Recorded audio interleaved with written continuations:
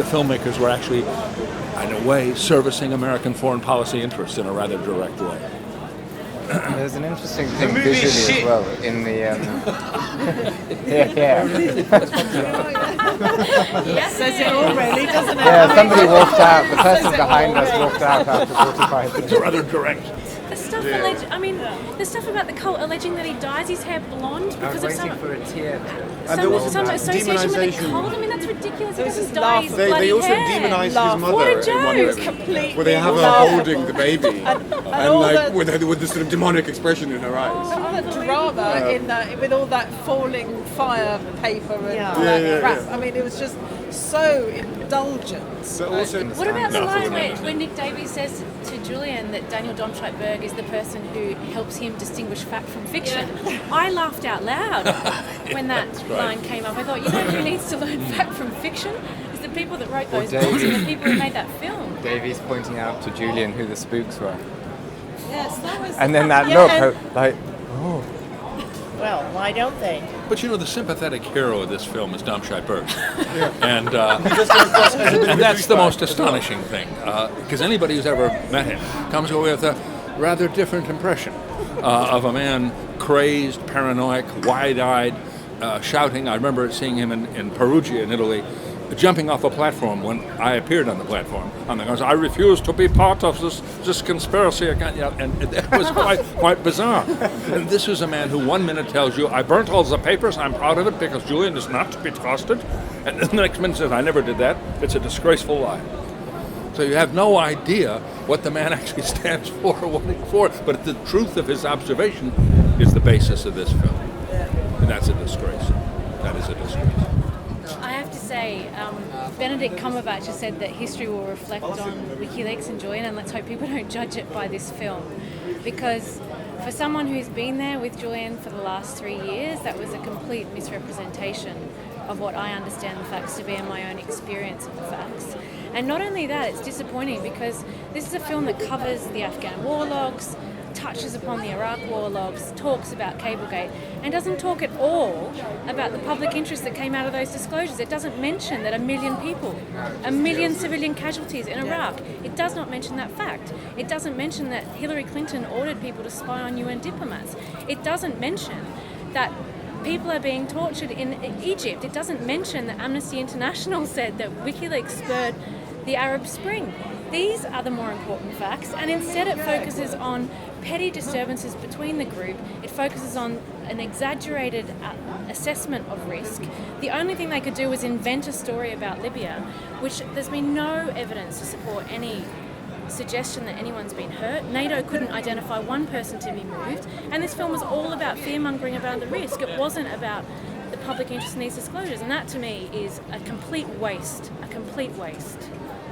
It's also when you watch and you go, but you weren't there at that conference. They've got Rusbridge and he's there at the press conference for the Afghan. You're like, you weren't even there. And then you've got them saying, oh, the New York Times wants to go. And you're like, no, they were the last people to go. They were supposed to be the first people who were supposed to publish. And they ended, because it would give First Amendment protection. So the US was supposed to be the first to publish.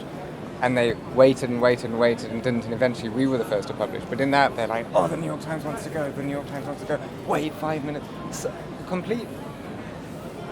But the point that Jen made is a correct one. Well, you can't exactly make a film about wars that the Americans are fighting and then not take any account of all the people killed, murdered, maimed, disappeared, forced executions, extrajudicial killings, all the stuff that goes on in American foreign policy is hardly in the film. We hear a lot of headlines about what Julian's stuff had done, but we don't see the actual results that if you read the documents, you see. And that is, again, part of the disgrace of it. It's still more about Julian than about all those things.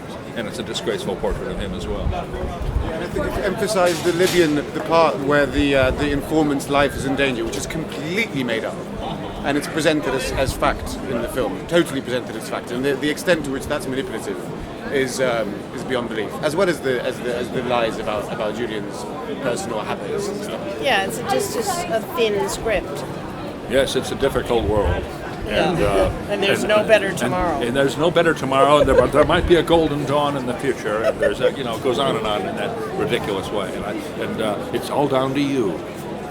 You would what? You doing what? About what? In what interest? For what purpose? None of that's there. The other thing I really didn't like about Cumberbatch was that he was consistently creepy. And Julian is not creepy. It gives him all these twitches that he doesn't have. This extraordinary twitching face that Cumberbatch puts on. There was one moment when Julian was talking about the trailer, and he said that he has all these weird twitches in the trailer. And then a couple of minutes later, we were watching the David Cameron talking about the film because he'd seen a special prime ministerial copy of the film that had been specially prepared for him. And the first thing he said about it was that Benedict Cumberbatch really puts across Assange's twitchiness really well. So that's I must say, performance. Yeah, it's great success. That the powers that be showed that film to the Prime Minister and didn't have the grace to take it to the Ecuadorian embassy to give Julian a screening. It's disgusting. No, it's actually pathetic, and I think we need a drink to get over this film.